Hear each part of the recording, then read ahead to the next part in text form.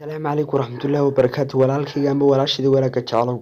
ruux kastoo inaga mid wuxuu rabaa horumar ruux kastoo inaga mid wuxuu rabaa inuu naftiisa horumariyo ruux kastoo inaga mid wuxuu rabaa inuu nolosha u sareyso ku noolaado